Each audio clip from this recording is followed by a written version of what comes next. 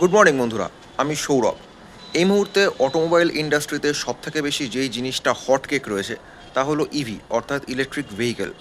বর্তমান সময়ে তেলের প্রচুর চাহিদা এবং দাম এবং তার সাথে সাথে যেভাবে করে যোগানের ক্ষেত্রেও ঘাটতি আসছে, সেই জন্য ম্যাক্সিমাম লোকজন এখন ইভি অর্থাৎ ব্যাটারি চালিত গাড়ির দিকে ঝুঁকছে। তো সম্প্রতি আমি কিনেছি বাজাজ চেতক। সেটা 1 মাস হয়ে গেছে আমি চালাচ্ছি। তো চেতক বর্তমানে কীরকম কী ফেসিলিটি দিচ্ছে বা কী রিভিউ দিচ্ছে, সেই 1 মাস পরে চালানোর অবস্থাতে আমি আপনাদের জানাচ্ছি বাজাজ চেতকের ফিডব্যাক এবং রিভিউ। এই যে আপনারা দেখতে পাচ্ছেন আমার কেনা গাড়িটা, এটা হয়েছে জাস্ট 1 মাস। আপনারা যদি দেখেন তাহলে বাজাজ চেতক যারা দেখেছেন তারা জানেন যে চেতকের যে পুরনো মডেলটা ছিল সেই মডেলটাকে এরা নতুন করে জাস্ট ইভির আকারে বের করেছে। তো এটাতে গার্ড লাগানো হয়নি, যেহেতু আপনাদেরকে বললাম যে 1 মাস জাস্ট হয়েছে। আমি একটুখানি বেশি করে রাফ রাইড করেছি যে এক্স্যাক্ট কী কী কী ফেসিলিটি দেয় পুরোটা দেখার জন্য। তো আমি আপনাদেরকে একদম প্রথম থেকে দেখাচ্ছি যে এক্স্যাক্ট বাজাজ কী কী বলেছে গাড়িটার ক্ষেত্রে, কী কী ফেসিলিটি পাওয়া যেতে পারে আর বাস্তবে কতটা কী পাওয়া যাচ্ছে সেটা সম্বন্ধে। সবার আগে আমি যদি এটা অন করি তো আপনি দেখতে পাবেন স্ক্রিনটা এরকম আসে। এই যে এই মুহূর্তে গাড়িতে রয়েছে 47% ব্যাটারি, যা থেকে 52 কিলোমিটার যাওয়া যাবে, যেটা রেঞ্জ বলছে। আপনি দেখুন এখানটাতে দেখতে পাবেন যে নিউট্রাল, কারণ গাড়িটা এই মুহূর্তে রয়েছে নিউট্রালে।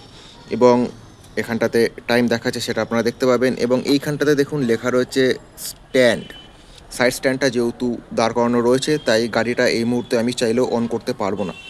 আমি এই যে সাইড স্ট্যান্ড সরিয়ে নিচ্ছি। এই যে দেখুন হয়ে গেছে। এবার আমাকে নিউট্রাল থেকে আনতে হবে ড্রাইভ মোডে। এই যে নিউট্রাল এখানটাতে লেখা রয়েছে, এইখানটাতে আসবে ড্রাইভ মোড। এই ড্রাইভ মোড এলে তারপরে আমার গাড়ি অন হবে। তো ড্রাইভ মোডে আনার জন্য আমাকে এক হাতে ক্লাচ চাপতে হবে এবং তার সাথে ড্রাইভ মোডটা অন করতে হবে। এই যে দেখতে পাচ্ছেন যে সুইচগুলো রয়েছে, এইখানটাতে রয়েছে ডি মোড। এই যে আমি ক্লাচ টিপে ডি মোড অন করে দিলাম, দেখুন একটা আওয়াজ পেলেন। এইবার গাড়ি হয়ে গেল ড্রাইভ মোডে। এই যে দেখতে পাচ্ছেন গাড়ি এখন ড্রাইভ মোডে রয়েছে। এবার আমি যখনই এটাতে ঘোরাবো তখন গাড়ি এগিয়ে যাবে, কিন্তু সেটা এখন থাক। এবার আমি দেখাই আপনাদেরকে। এই যে এখানটাতে রয়েছে, এখানটাতে অনেকগুলো রয়েছে মোড। এই যে আমি যখন মোড চেঞ্জ করব, এই যে দেখুন সব ডিটেলস। এই যে কত কিলোমিটার গাড়িটা গেছে, টোটাল ট্রিপ কতটা হয়েছে, ব্যাটারি। এবার এখানটায় যে ড্রাইভ মোড রয়েছে, এখানটাতেও আরও অনেকগুলো মোড রয়েছে। যখন আপনি গাড়ি কিনবেন সেখানটাতে গাড়ি কেনার সাথে সাথেই আরও কিছু সাবস্ক্রিপশনের ব্যাপার রয়েছে। তো এবার জেনে নেওয়া যাক যে এক্স্যাক্ট কী কী ফেসিলিটি দিচ্ছে চেতকের ক্ষেত্রে। এটা বাঁদিকের হ্যান্ডেলের এখানটাতে সুইচগুলো এবং ডান দিকেরটা আপনাদেরকে আমি একটু আগেই দেখালাম। এখানটাতে রয়েছে হর্নের ব্যাপার। এই যে সুইচটা, এটা কিন্তু লেফট ইন্ডিকেটার। এই যে উপরটাতে আপার ডিপার রয়েছে এবং এইখানটাতে রয়েছে রাইট ইন্ডিকেটার, অর্থাৎ আপনার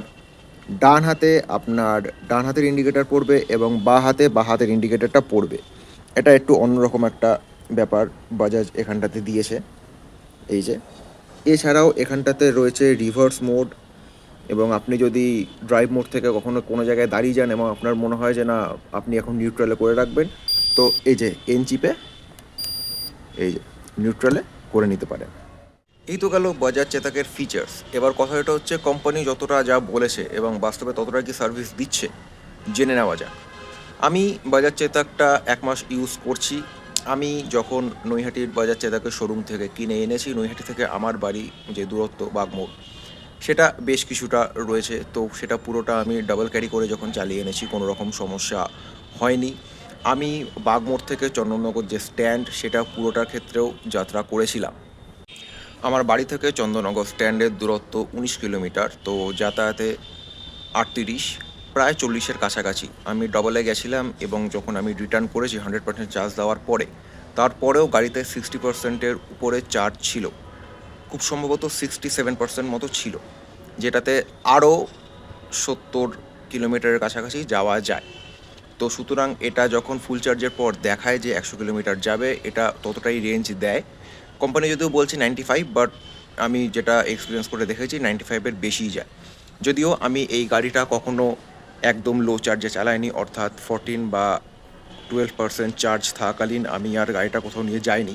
তো তাই এক্স্যাক্ট যখন একদম কম চার্জ হয়ে যায় তখন কতটা কী দেয় সেই সম্বন্ধে আমার এখনও আইডিয়া হয়নি। কিন্তু এখানে যতটা যা দেখেছি এটা একবার চার্জ দিলে আপনার 70 কিলোমিটার 80 কিলোমিটার আরামসে চলে যাবে। চেতক চার্জ কতটা থাকছে এবং সেই অনুযায়ী আপনি কীরকম স্পিডে যাচ্ছেন সেই অনুযায়ী সেটার রেঞ্জ ম্যাটার করে।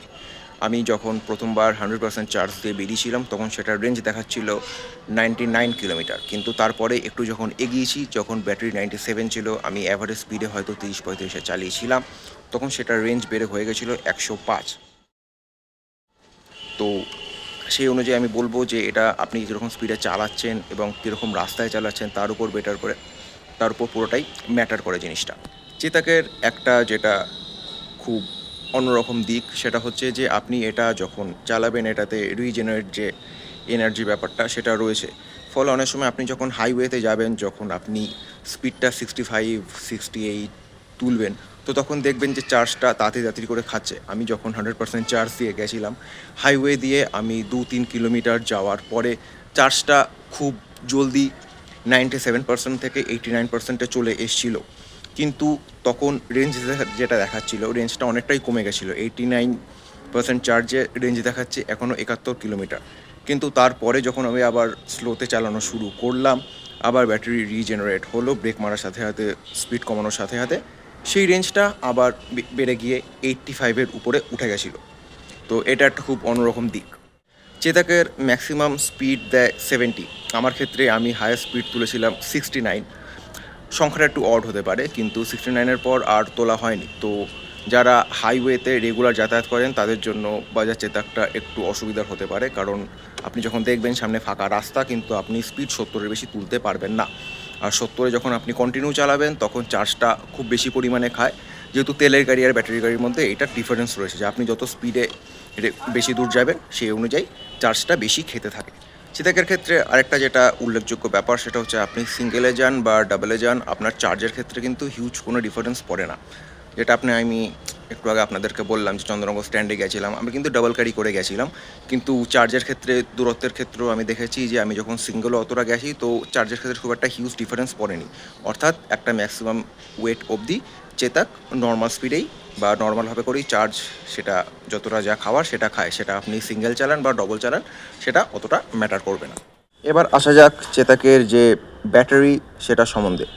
কারণ চেতকের যে ফুল চার্জ হতে এটা সময় লাগে 5 ঘন্টা 0 থেকে। এই মুহূর্তে আমি আপনাদেরকে দেখালাম যে আমার কাছে যা চার্জ রয়েছে, এই যে আমার কাছে 47% চার্জ রয়েছে। এটা দিয়ে আমার আরামসে আমার লোকালে যা ট্রিপ হয়ে যায় সেটা হয়ে যায়। কিন্তু আপনি যদি চান যে না আমি দূরে যাব, অ্যাজ ইফ বাগমোড় থেকে কলকাতার দূরত্ব প্রায় 45 কিলোমিটার অ্যাভারেজে, তো আপনি যদি যাতায়াত করতে চান আপনি এটা নিয়ে পুরোটা যাতায়াত করতে পারবেন। কিন্তু এগেইন আমি যখন বললাম যে যখন স্পিডে চালাবেন তখন সমস্যা হবে। এটা 0 থেকে 100% চার্জ হতে সময় নেয় 5 ঘন্টা। তো এখানটাতে যা চার্জ রয়েছে এটা আমি অ্যাভারেজ করে দেখেছি যে 1 ঘন্টায় 20% মতো চার্জ হয়। তো এটা যদি আমি এই মুহূর্তে ফুল চার্জ করতে চাই 2.5 ঘন্টার মধ্যে এটা ফুল চার্জ হয়ে যাবে।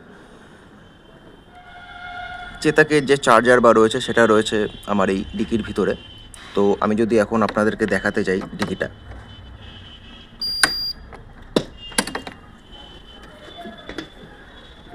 এই যে দেখুন ডিকির ভিতরেই এসেনশিয়াল যে কাগজপত্র রয়েছে এবং এটা স্পেসটাও যদি দেখতে পান যে স্পেসটা যথেষ্ট বেশি পরিমাণে রয়েছে।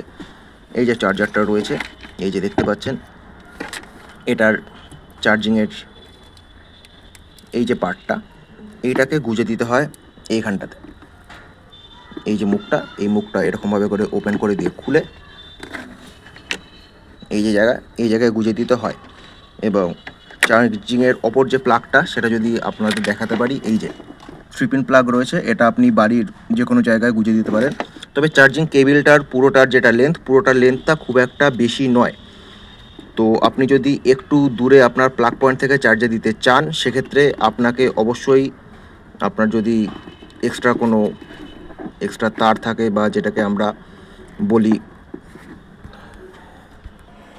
এক্সটেনশন কর্ড, তো এক্সটেনশন কর্ড দিয়ে আপনি চার্জ দিলে এটা আরামসে যেতে পারে। চেতক চালানো অবস্থাতেও আমি যখন ভিডিও করেছিলাম সেটার কতটা সাউন্ডটা কীরকম কী দেয়, বা আপনি যখন ব্রেক মারছেন সেটা রিজেনারেট যখন হচ্ছে ব্যাটারিটা সেটা কীরকম কী দেখায় সেটাও আমি ভিডিও করেছি, আপনাদেরকে আমি দেখাচ্ছি। এই যে আপনারা দেখতে পাচ্ছেন যে আমি গাড়িটা নিয়ে এগোচ্ছি, যে দেখুন আমি যখন স্পিড বাড়াবো তখন ধীরে ধীরে ধীরে ধীরে এগোতে থাকে এবং বাঁ দিকে স্ক্রিনের উপরের দিকটাতে একটা একটা করে বার এগোয়। এটা আপনি দেখতে পাচ্ছেন, এই যখন 3টে 4টে করে একটা একটা করে বার এগোচ্ছে, এটা হচ্ছে যত স্পিড বাড়ানো হয় সেই অনুযায়ী। এবং এই মুহূর্তে আপনি যদি দেখতে পান যে চার্জ রয়েছে 60% এবং 57 রেঞ্জে দেখাচ্ছে, কিন্তু আমি যে স্পিডে চালাচ্ছি এই স্পিডে চালালে কিন্তু আরও বেশি পরিমাণে যাওয়া যায়। এটা জানার ক্ষেত্রে একটা সুবিধা হচ্ছে, দেখুন আমি বাঁ হাতে ভিডিওটা করছি এবং ডান হাতে চালাচ্ছি। ডান হাতের ব্রেক কিন্তু আমি একবারও ইউজ করিনি। আমার যতবারই মনে হবে যে না আমি স্পিডটা কমাবো, তো আমি শুধুমাত্র আমার অ্যাক্সেলেরেটর যে স্পিডটা সেইটা কমিয়ে দিলেই এটা অটোমেটিক স্পিডটা অনেকটা কমে যায়। এবং স্পিড কমানোর সাথে সাথে আপনারা দেখতে পাবেন যে রিজেনারেটরের যে ব্যাপারটা সেটা ডান দিকে উপর দিকটাতে সবুজ রঙের একটা ব্যাটারির মতো একটা সাইনে চলে আসে। এবং আরেকটা যদি আপনারা ভালোভাবে শোনেন তো দেখুন যে গাড়ির যে সাউন্ডটা সেটা কিন্তু সেরকম নেই। এটা পুরোটাই যেটা কাঁপছে সেটা আমার হাতে তুলে থাকার জন্য, কিন্তু ব্যাটারি বা এই গাড়িগুলোর যে সাউন্ড থাকে হালকা একটা, এটা কিন্তু সেরকম কোনো সাউন্ড নেই, এটা পুরোটাই সাইলেন্ট থাকে। তো যার ফলে এটাতে খুব স্মুথ এক্সপিরিয়েন্স হয়, সেরকম ঝাঁকুনি এবং এটার যে সফটওয়্যারটা যেটা রয়েছে সেটাও খুব ভালো।